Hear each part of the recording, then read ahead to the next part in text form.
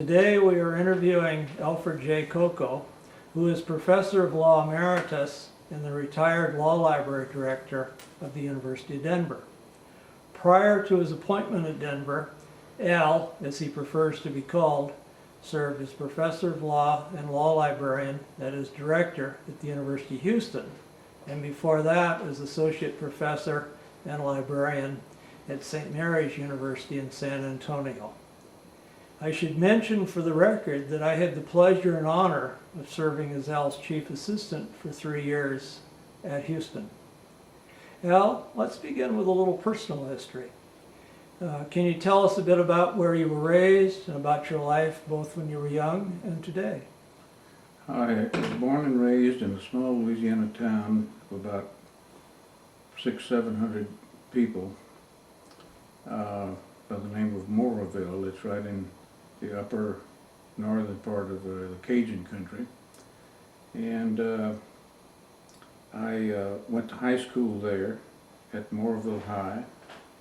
And the second year in high school, my mother moved to New Orleans because she had a good job during the Korean War. I went to high school at Redemptorist High School in New Orleans and graduated from there. And from there I went into the Air Force. I was in the Air Force from 1951 to including the reserves to 1958, but I was on actual duty from 51 to 53. I served as a airplane engine specialist for large transport planes. That's what my training was, and a couple of places I had to go to for 6 months at a time. While I was at Chanute Air Force Base in Illinois, there was a French unit of French airmen. Very few of them spoke English. Their instructors all spoke English and French. And they were learning some high-tech stuff about our aircraft. And one of the officers I was working with asked me to serve as sort of a liaison with the French soldiers to help them out, go out with them at night and how to read road signs and things like that. And I did that. But what they really wanted me to tell them was whether or not the things they were learning they were telling to someone else, because sort of like a spy in the bunch. And of course there's no way of finding out unless they talk to you. So, I never did suspect any of them or anything, and we were quite pleased with that. And they went on back to France, and I came to San Antonio and worked on planes till I got out of the Air Force, and then back in the reserves. And after that, or during that period, my last year in service, I got married. Joyce was in nursing school and at the University of Texas at the same time. And we married, and I ended up going to the University of Texas for my BA in psychology. And then from there, I went to St. Mary's Law School in San Antonio. Meanwhile, I had received a 10% disability for an injury I received in the Air Force. So all of this was paid by the government, which was quite nice for me because I didn't have to pay tuition or books or anything, even pencils. So after I graduated from the University of Texas, we did move to San Antonio, and I went to law school at St. Mary's University and graduated from there. While I was there, the librarian at St. Mary's was Mrs. Hinkey. The name may be familiar to some of the listeners because she's the mother, or was the mother, of Dan Hinkey. And Dan and I became very close friends during our years as librarians at different places. But after I was there at St. Mary's for a year or so, Mrs. Hinkey gave me a job as working in the library. I became very engrossed in the work and liked to do it and made some suggestions, et cetera, because she has a very limited staff. And she kept saying to me for a whole year, Al, you should go to library school like Dan did and get your Master's of Law Librarianship at the University of Washington under Marion Gallagher. And, you know, I didn't give it any thought at the time, but then the more she said it, the more I thought about it. And so I decided to go on to the University of Washington and was admitted, of course, and went and got my MLL there. And the good part was that the dean of the law school at St. Mary's, Dean Ernest Rava, had called me before I went off to get my MLL and asked me if I wanted to go to lunch. I didn't know the dean at that time. I didn't know him that well. And I suspected he was just going to do some fundraising. You know, I'm a graduate, and maybe he could get a few bucks out of me in a free lunch. Well, I was very wrong. Dean Roberts said to me, he says, Mrs. Henke thinks you'd make a great law librarian, and she wants you to go to the library school where Dan went, University of Washington, get an MLL. So that pretty well convinced me, especially when he said the last sentence, you have her job when you come back because she wants to retire. Well, how could I lose? So Joyce and I packed up the Volvo we had and 2 foot lockers on top of it. You can imagine what it looked like. It looked like a caravan of rescuers or something, and people being rescued. So we ended up at the University of Washington and stayed a year there. While there, I worked for McCardle at the King County Law Library. I was the law librarian at night from, I think, about 5 to 10 or something. And he was also a graduate of the Marion School at the University of Washington, where he got his MLL as well. And so he was a great help to me, gave me a good pay, a good job, and ended up coming back to St. Mary's and became the law librarian there. So I was very fortunate not to have to go searching for a job and all that sort of thing. And I enjoyed my years at St. Mary's, and eventually I went and interviewed at the University of Houston.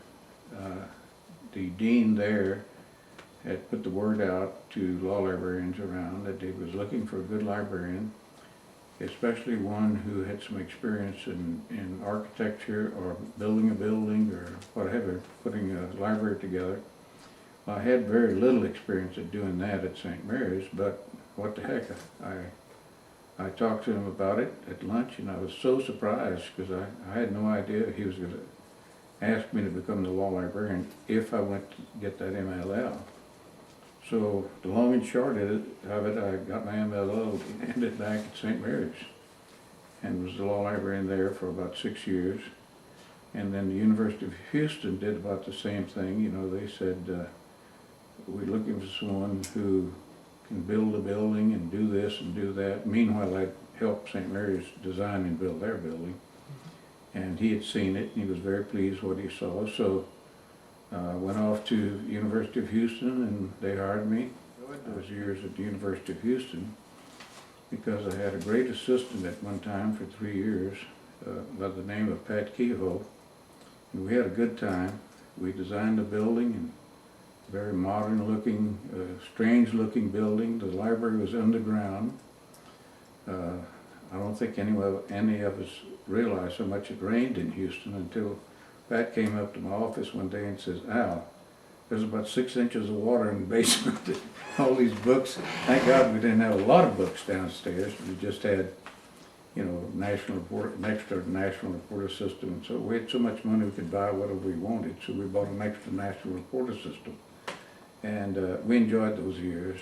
And I had other students that I worked with, students and employees and friends who got an MLL from the University of Washington as Pat did.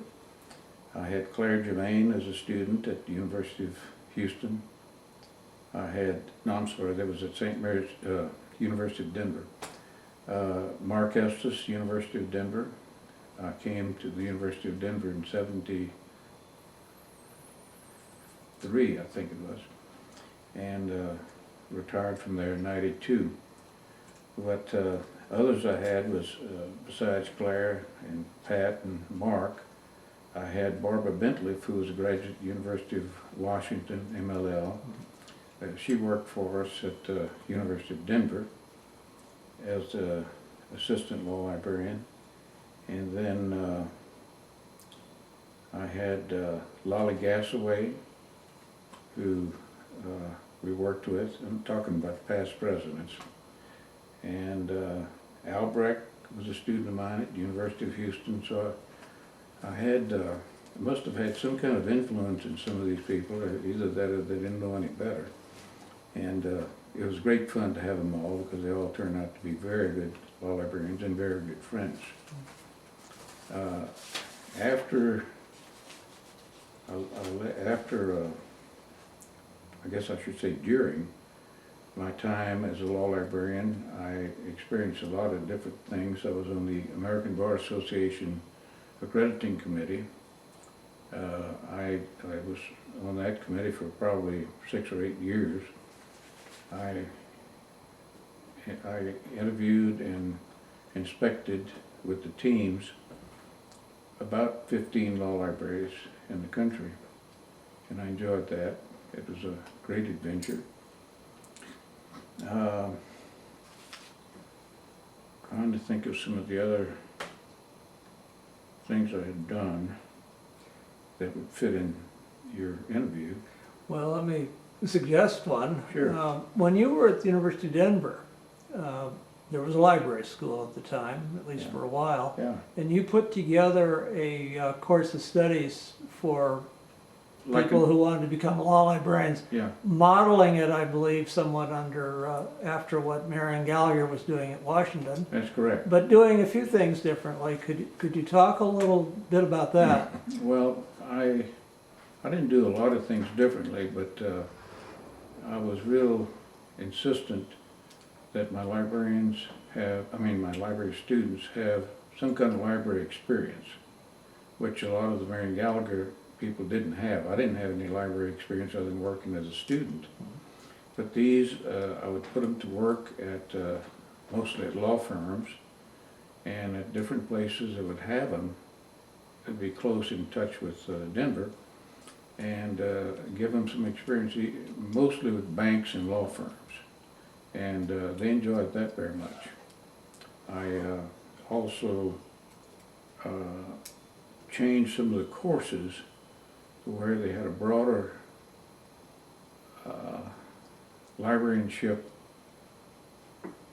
training than we had at the University of, because at the University of Washington we had to take regular library courses. In my time as head of the law librarianship class I had, they did take some courses at the library school, but not very many. Anything I thought was good for a law librarian to know, I would suggest that they take those courses. And but mostly I tried to give them some experience that they would appreciate, like either working in our library, developing new ideas for libraries and things like that that were more practical, because I'm more of a practical person. And I think most of them enjoyed doing that.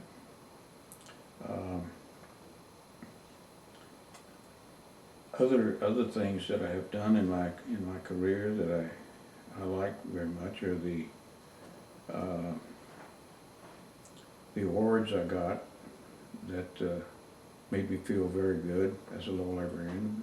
The Marion Gallagher Distinguished Service Award. I also received the,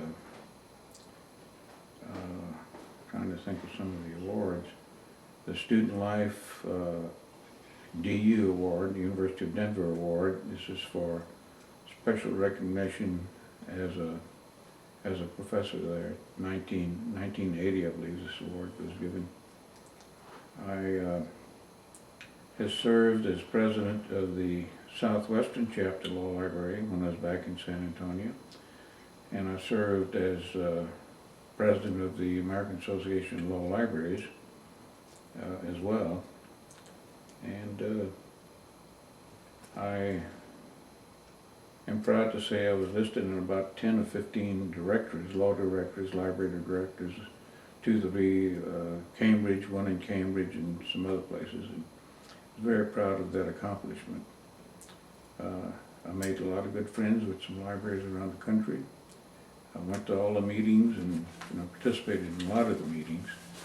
But it was so nice to have people, especially people like Dan Hinkey, who was sort of guided me around a little bit at the meetings. So he was older than I was, and he had been around a little bit. I was given the award of Professor of Law Emeritus from the University of Denver before I retired, which was probably around 1990. I retired in '92. And at present, I guess I should tell you what I'm doing now. Mm-hmm. As a retiree, I'm not doing very much. In good weather, I do some fishing. I belong to a fishing club in the mountains at 10,000 feet. And it's just a beautiful place to go out and forget about the world and just fish and look at the mountains. It's right behind Pikes Peak, on the other side of Pikes Peak. Mm-hmm. And so I enjoy doing that. I enjoy my wife, who's an artist, going to shows and helping her prepare for shows. I've done this for a long time. I enjoy my son, Brandon, who's an engineer in Colorado Springs and has 4 wonderful kids. With his wife Holly. She's a journalist, and we have the oldest grandson just received 2 master's degrees from the University of Colorado. They call it the School of Mines, and it's restricted to engineer mathematics types courses. You don't take French and German and so forth at that school. He just finished 2 master's degrees there, one in physics and one in electrical engineering. And then our next son is a senior at Texas A&M, engineering. Everybody wants to be an engineer in our family, except me. And then our granddaughter, only granddaughter, is in 2nd year at Northern Colorado University in Greeley, Colorado. She wants to be a teacher and is getting to be very fluent in French, which I enjoy because I speak French fluently. And I try to stay busy. I don't know what else I can add, but if you can think of any questions, I'd Well, be more than happy. you mentioned earlier that you were a president of the ALL, Yes, and you were recipient of the Marion Gould Gallagher Distinguished Service Award. The award itself says a lot of very positive things about the esteem in which you are held by virtually everyone in our profession. And your membership in the ALL Hall of Fame also recognizes that. But you were a special type of president. Today's law librarians looking at ALL see a contested race for the presidency. But that was not the tradition for a very long time. It was essentially that one candidate would be put forward and sort of everyone would rubber stamp that. There had been talk for some time before you ran for president that times should change, and it was time to elect the president in the same sense that we elect everybody else, including all the other officers and board members. And you were the one who ran the first contested, as far as I know, Yes. Contest to become the president of AALL, and you were a successful candidate. You were elected. And I think that, as I said, was a transition beginning then that eventually came completely all into effect.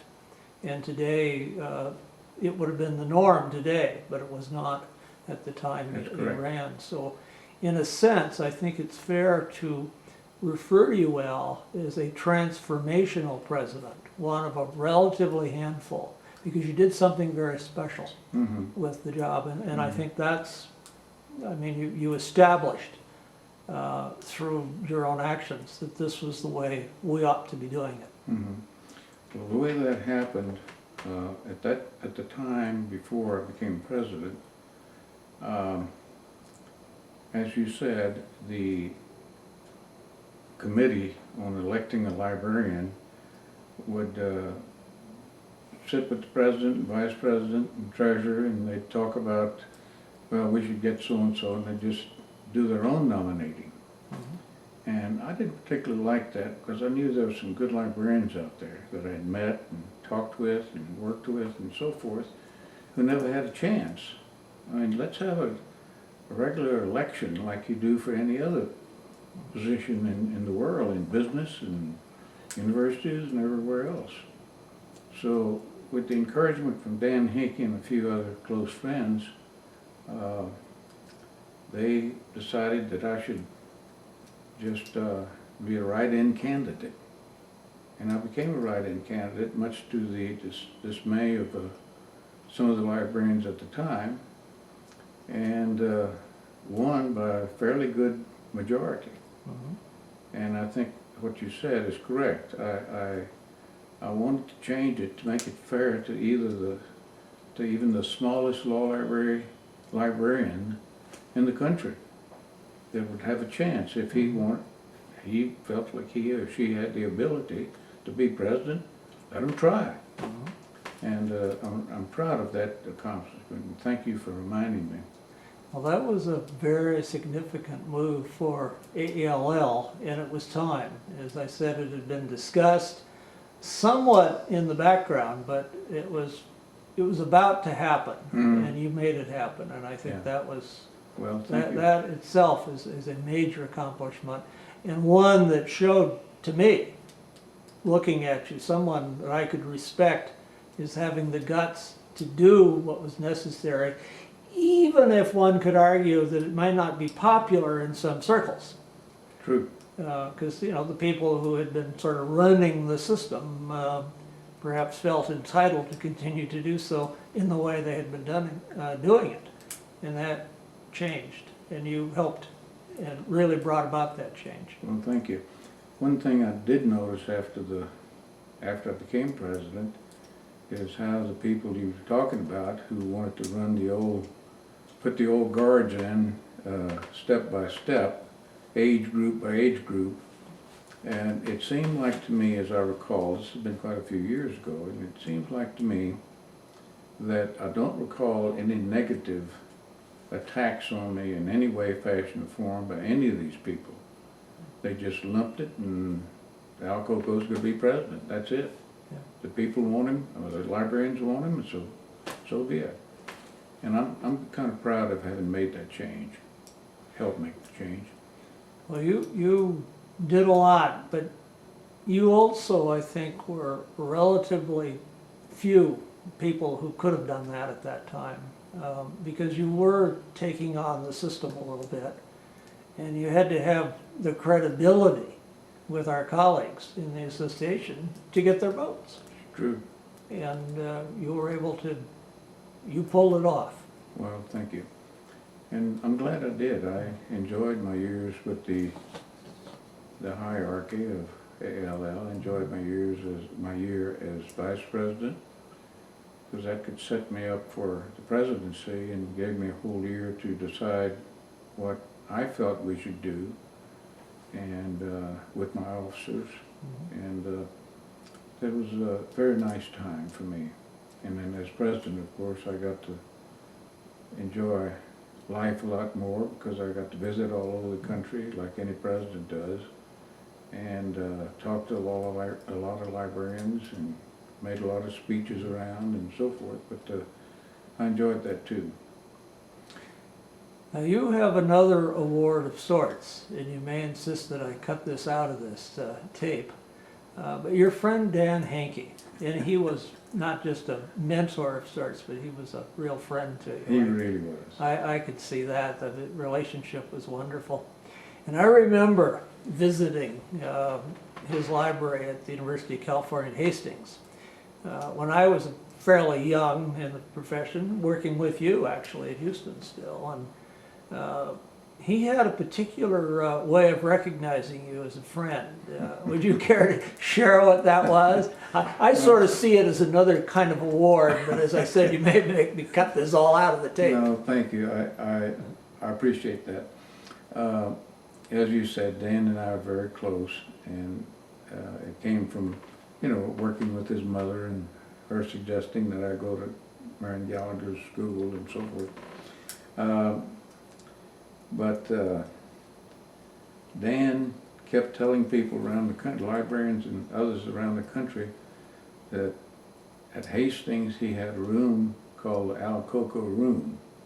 Well, I didn't know for sure whether it was an Al Coco room until I was at Hastings one day, and sure enough, if you've been there, like you said, there is an Al Coco room there that Dan Hankey had there. I don't know how he got by with the dean and everybody else on faculty to have a special room for a guy who's living in Colorado. Well, he pulled it off. Yes, he did. It Yes, was he there.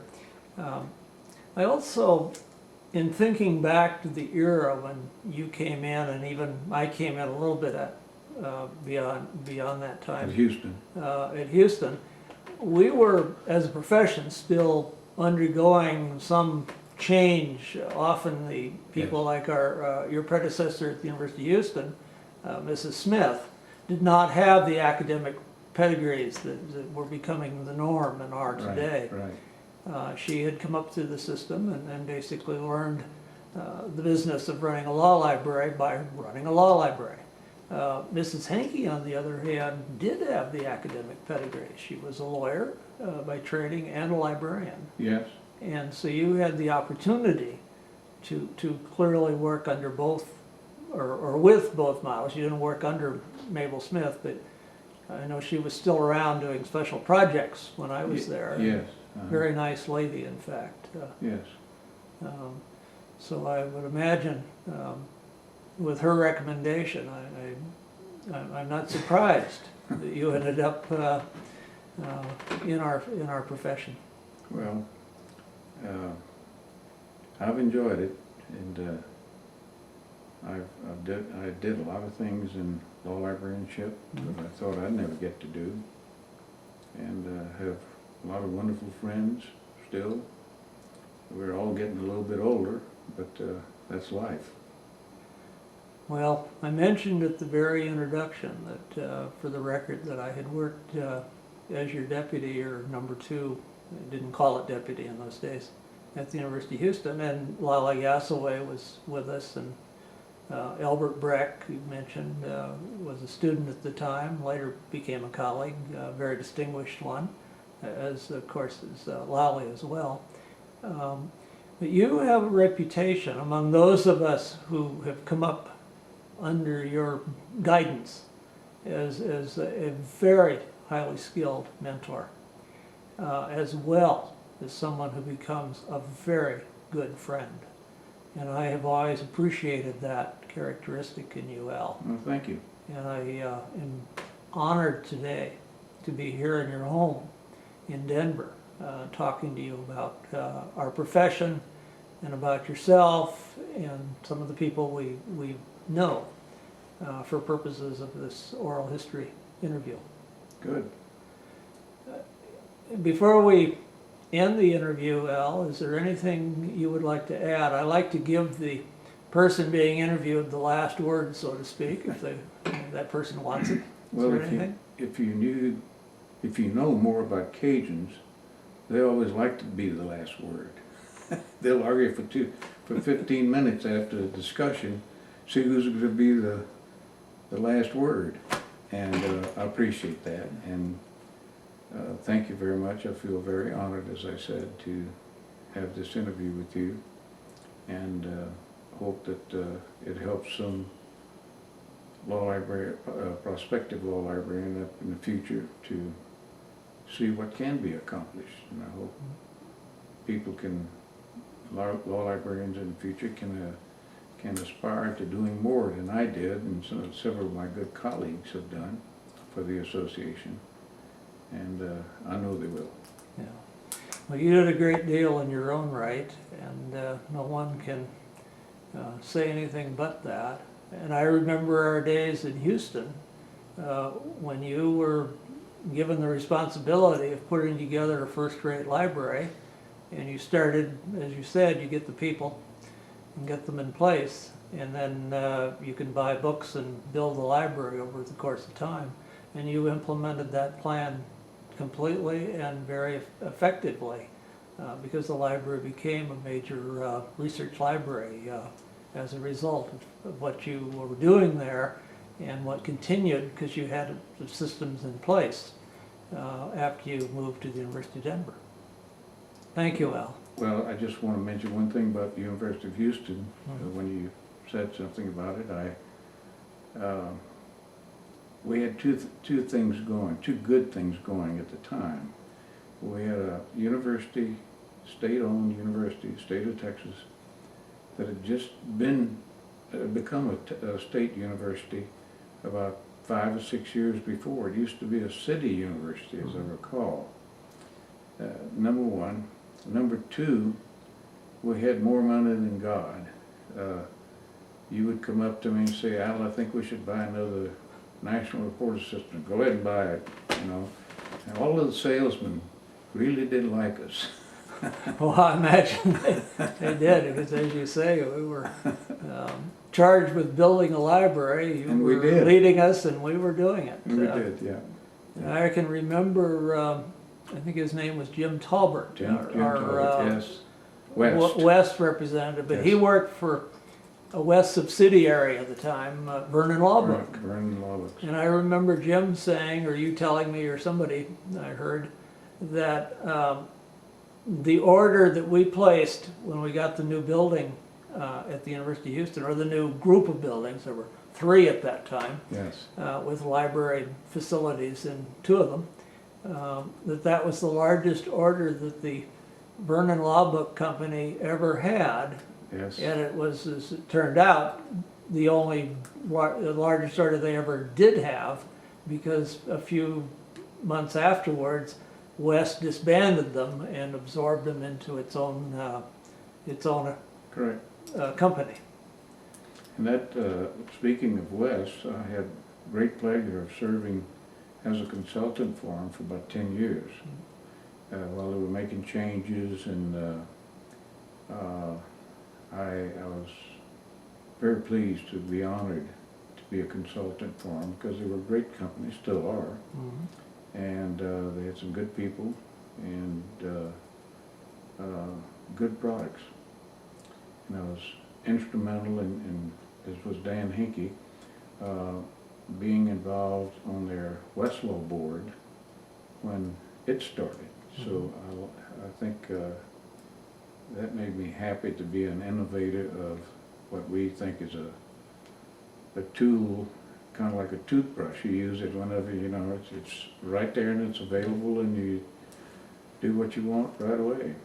And I think it's a great thing that the computers have taken over, because although I miss the books, I really do. As an aside, I think I was telling you earlier when we were visiting with Paul Rothman that I saw a law library journal in there, a bound book. Just today, my wife was cleaning up junk and books and stuff out of the basement, and she asked me if I wanted to get rid of these. In fact, I think had pretty much decided to get rid of them anyway. But I said, oh yeah, except I pulled the one volume out. These are volumes when I was president. I pulled the one volume out that had my first day as president. And I tore that page out, and it's in the kitchen right now, just to remember the old times. But the books are in the trash. Yeah. Well, the books did lend a certain ambiance to what we did for a living, and Yes, I too agree that computers are needed and have done a great deal to enhance and improve what librarians are all about in libraries. yes, But as you say, there's a certain pulling back of the thinking that maybe a little nostalgia would be nice and a few more books we could at least keep around. yes. At least to keep those of us who appreciated books Exactly. happy. Exactly. Yeah. Well, thank you, Al Coco, You're for quite visiting us with us this evening and for allowing us to share here in your house a place to do the interview. Well, thank you. And thank you for seeing me and letting me be the one that gets to conduct this interview. I'm very proud and honored that you were the one to do so. Thank you, Al.